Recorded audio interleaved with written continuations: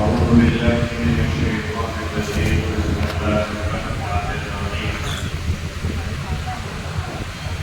اقرأ باسم ربك الذي خلق صدق الله العظيم وقال رسول الله صلى الله عليه وسلم خيركم من تعلم القرآن وعلمه أو كما قال عليه الصلاة والسلام سبحانك لا علم لنا إلا ما علمتنا إنك أنت العليم الحكيم. میرے محترم بھائیوں بزرگوں ماؤں بہنوں پیارے دوستوں السلام علیکم ورحمۃ اللہ وبرکاتہ. اللہ تبارک و تعالیٰ کا یہ احسان ہے کہ آج ہم یہاں پر ایک بہت عظیم مقصد سے جمع ہوئے اور ہمارے شہر میں ہی نہیں بلکہ ہمارے پورے ملک میں اس کی ضرورت محسوس کی جا رہی ہے کہ مسلم بچوں کو اور خاص طور سے مسلم بچیوں کو اس دور کے فتنوں سے کیسے بچایا ہے. یعنی ہمارے سماج کا ہمارے معاشرے کا اس وقت کا ایک بڑا مرض ہے کہ اکثر بچے باوجود اس کے کہ وہ اچھے قرار ہوتے ہیں بڑے ہوتے ہوتے کئی قسم کے بگاڑوں کا شکار ہوا ہے. لیکن جب کوئی بیمار ہوتا ہے گھروں میں عام طور پہ جب ہم جاتے ہیں کوئی شوہر گھر میں داخل ہوا بیوی شکوہ کرتی ہے کہ میرے سر میں درد ہے اور مجھے بہت بخار ہے تو شوہر پوچھتا ہے کہ وہ جو کل دوا لائے تھے صبح والی اور وغیرہ والی خوراک آپ نے کھائی تو وہ کہتی ہے کہ خوراک تو نہیں کھائی. بیٹا باپ سے شکوہ کرتا ہے ابا پیٹ میں درد ہو رہا ہے. بیٹا وہ تم نے چورن کھا لیا؟ نہیں ابا چورن تو نہیں کھایا. تو کیا کھایا تھا؟ کہا میں نے مرچیں کھائی تھی گرم مسالہ کھایا. تو وہ جو دوا ہے اس کو ہم استعمال نہ کریں اور جو پرہیز ہے اس پرہیز کو پورا نہ کریں تو بتائیں مریض ٹھیک ہو جائے. ہمارے پاس ایک ٹیسٹڈ فارمولا دوا موجود ہے. مریض مرض سے ڈرا رہا سسک رہا بلک رہا تڑپ رہا اور ٹیبل کے سامنے دوا رکھی دوا کھانے کا اور جس چیز سے پرہیز کرنا چاہیے اس سے پرہیز کرنے کا. تو اب بتائیے مریض کیسے ٹھیک ہو. اس پر ہم لمبی لمبی تقریریں کریں اور ہم لوگ جو جماعت سے جڑے ہوئے ہیں بیانات کی عادی ہوتے ہیں تو 3 گھنٹے بھی کر سکتے ہیں. لیکن جب تک مریض دوا نہیں کھائے گا اور پرہیز نہیں کرے گا تو شفا کیسے ہوگا. شاید نے کہا ہے نا اتر کر تیرا سے سورج کو آیا اور ایک نسخہ کیمیا ساتھ لایا. ہمارے آقا محمد مصطفیٰ صلی اللہ علیہ وسلم کا ایک وصفہ ایک پرچہ جسے ڈاکٹر ہوتا ہے نا پرچہ لے کے دیتا ہے وہ لے کر آئے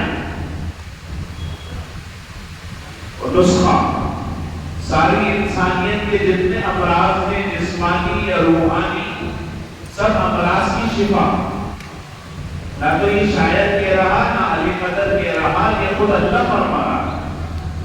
وَنُنَزِّلُ مِنَ الْقُرْآنِ مَا هُوَ شِفَاءٌ وَرَحْمَةٌ لِّلْمُؤْمِنِينَ کہ ہم نے قرآن میں وہ سب کچھ نازل کر دیا جس میں شفا ہے ہر قسم کے امراض جسمانی روحانی سے شفا ہے خاص طور سے ایمان والوں کے.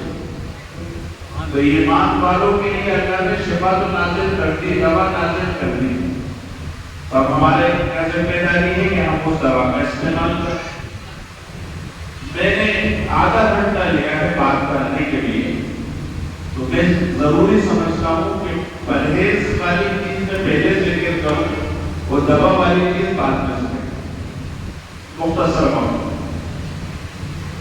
بعض چیزیں زمانے میں ایسی ہیں جو مرض کا بہت بڑا سبب ہے میری نظر میں. ماشاءاللہ اور بھی علماء کرام بیٹھے ہیں، استاد کرام بیٹھے ہیں، ماشاءاللہ ان کی نظر میں بھی ہوگا کچھ، لیکن اس معاشرے کے اس وقت کے بگاڑ کے تو بہت بڑے سبب ہیں جس کی وجہ سے ہمارے بچوں میں بگاڑ آ رہا ہے. ایک تو ہمارا شادی بیاہ کی تقریبات کرنے کا طریقہ، اور دوسرا یہ موبائل کا بہترین استعمال. یہ ہمارے معاشرے کی خاص طور سے بچوں کی تربیت کے جو مسائل ہمارے سامنے ہیں ان میں یہ بہت بڑا سبب ہے. یہ بات سائنٹیفکلی ثابت ہے کہ بچہ دنیا میں آنے والا ہے، اس زمانے میں ماں جو کام کرے گی اس کا اثر بچے پہ پڑے.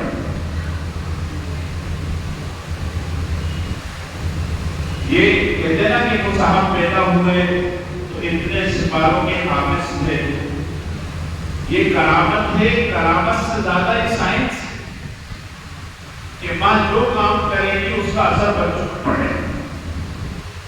اس زمانے میں ماں اگر قرآن کی تلاوت کر رہی ہے، اب وہ بچہ جب دنیا میں آتا ہے اور کچھ باتیں وہ بولتا ہے تو اس کے لہجے میں قرآن پاک کے لہجے کا اثر نظر آتا ہے. اس زمانے کے اندر اگر ماں موبائل دیکھ رہی، ریلز دیکھ رہی ہے، میوزک سن رہی ہے تو اس کا اثر بچے پہ پڑتا ہے.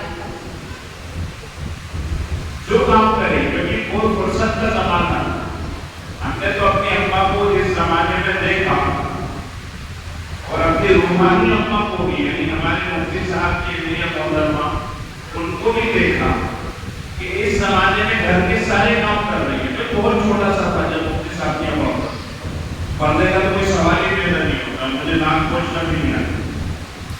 تو میں نے دیکھا، اپنی والدہ کو بھی دیکھا اور اپنی روحانی ماں کو بھی دیکھا کہ اس زمانے میں کیا خوشخبری ہے.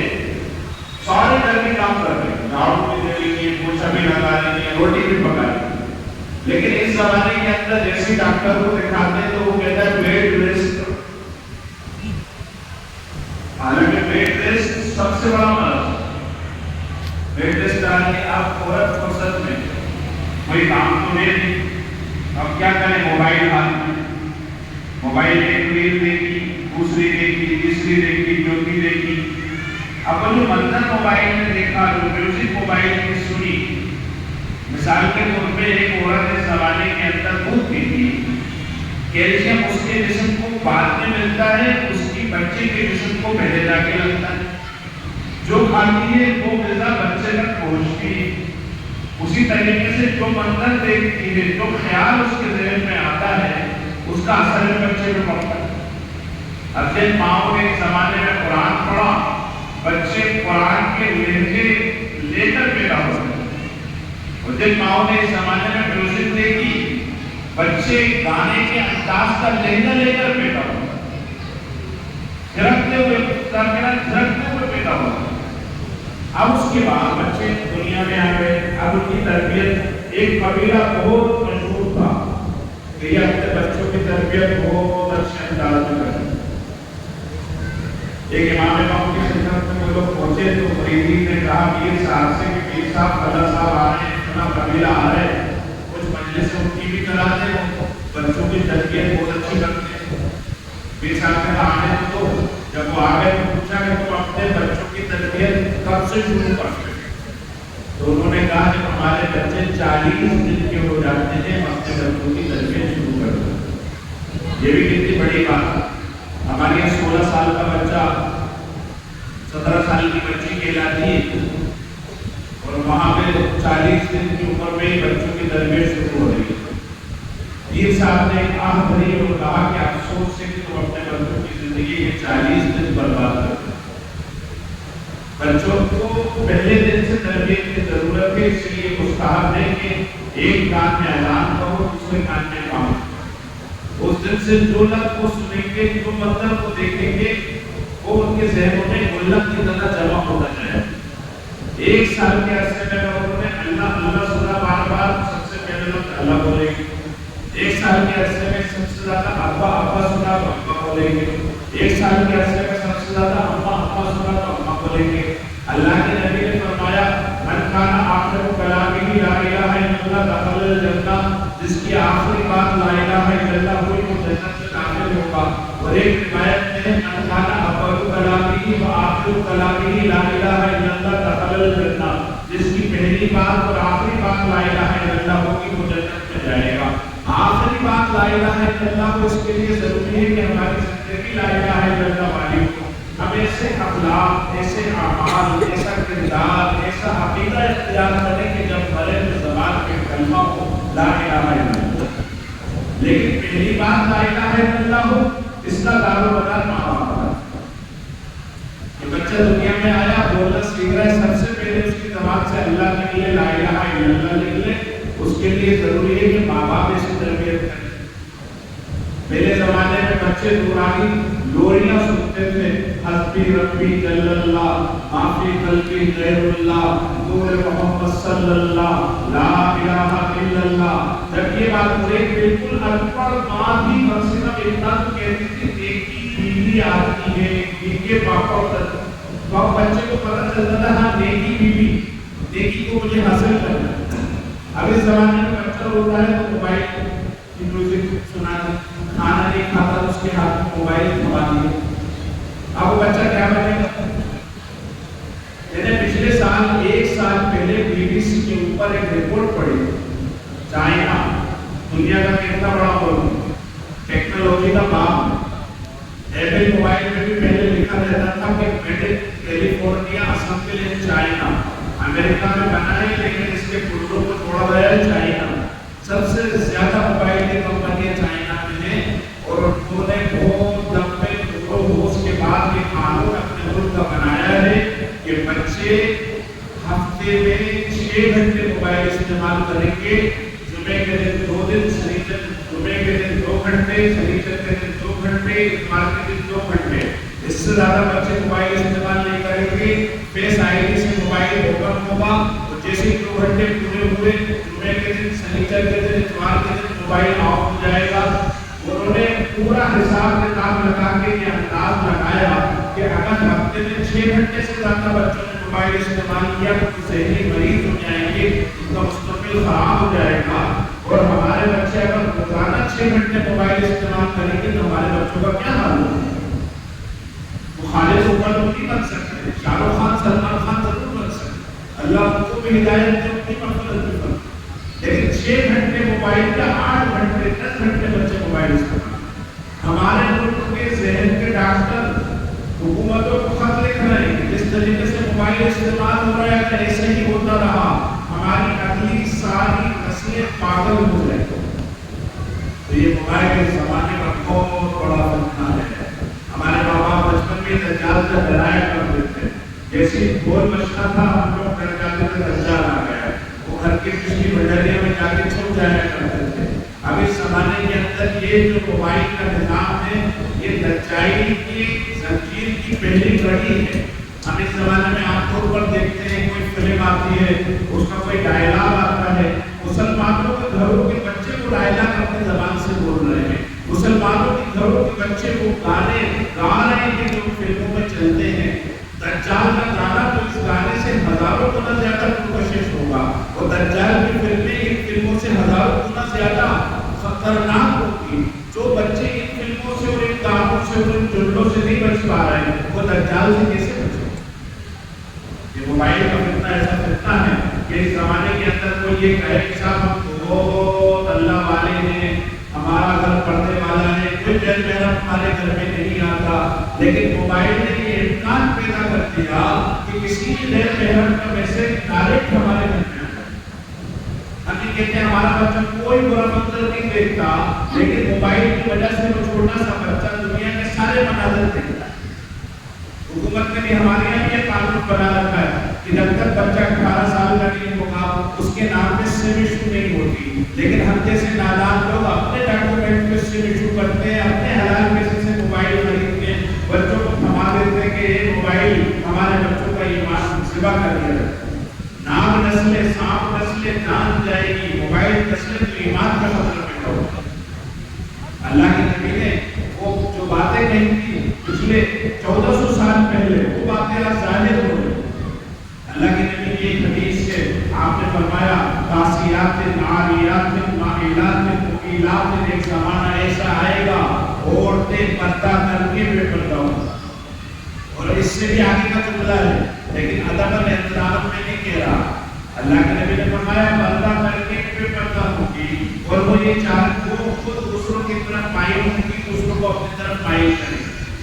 صحابہ کی آنکھ میں پڑ گئی حیرت کہ ایسا ہوگا، کیونکہ مردوں کے مزاج میں میلان ہوتا ہے، رجحان ہوتا ہے، متقی ہوتے ہیں، اللہ والے ہوتے ہیں، اپنے آپ کو ہر قسم کی برائی سے بچاتے ہیں، لیکن عورت کے مزاج میں میلان نہیں ہوتا، اس کے مزاج میں حیا ہوتی ہے، شرم ہوتی ہے، غیر مسلم عورت بھی ہوتی ہے، اس کے مزاج میں شرم ہوتی ہے۔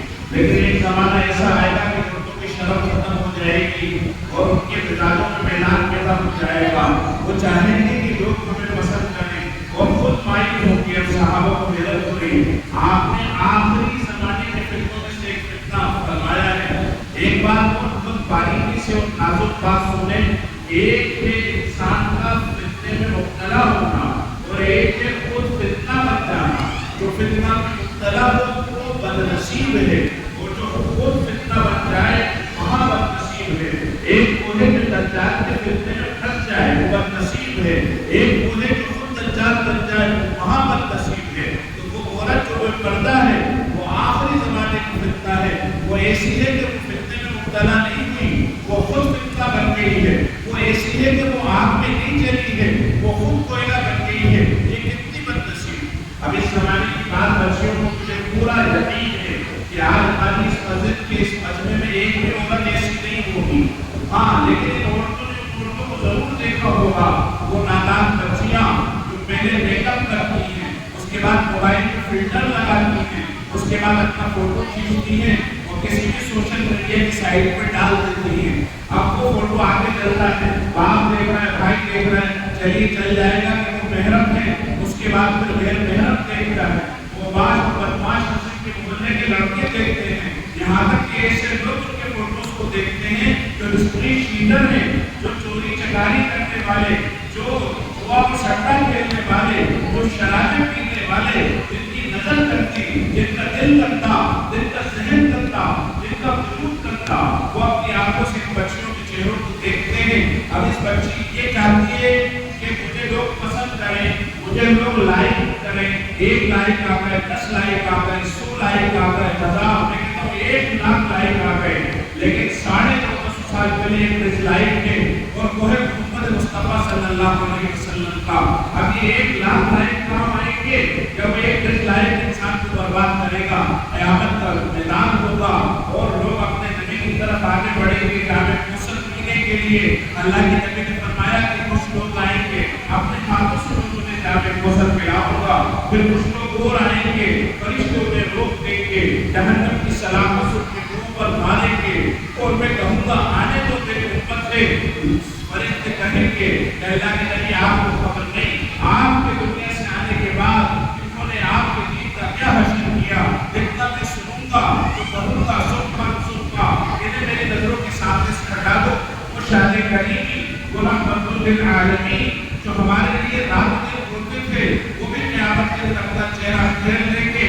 آج بھی سوشل میڈیا سائٹ اور اس کی پوسٹ اور ان کے کمنٹس اور یہ فوٹوز کی وجہ سے کل اگر محمد مصطفیٰ ہم سے چہرہ پھیر لے، یہ کتنے بڑے نقصان کی بات ہے۔ تو پرہیز کے طور پر موبائل سے بچنا ہے، اور دوسری بات یہ کہ دوا کے طور پر قرآن تعلیم سے ہوتا ہے۔ مفتی صاحب تشریف لے آئے ہیں اور آدھے گھنٹے کا مجھ سے شامل صاحب نے کہا تھا، لیکن پھر بھی مفتی صاحب کا بہت قیمتی وقت ہے، 15 منٹ کے اندر اپنی بات ختم کر کے اپنا 15 منٹ کے اندر استاد کو دے رہا ہوں۔ یہ مکمل بات انشاءاللہ کریں گے۔ میری بات کا جو لباب و خلاصہ بس یہ ہے کہ دوا کے طور پر قرآن بولو، پرہیز کے طور پر موبائل اور اس زمانے کی شادی کیا کہ بندگی سے بچو، انشاءاللہ شفا ہو جائے گی۔ ٹیسٹڈ فارمولہ ہمارے پاس ہے، بچی کا وقت اللہ کے راستے کے اندر ماشاءاللہ محترمہ ریحانہ صاحبہ وہ ڈاکٹر محوش صاحبہ انشاءاللہ تجوید کا حلقہ لے گی، ریحانہ صاحبہ انشاءاللہ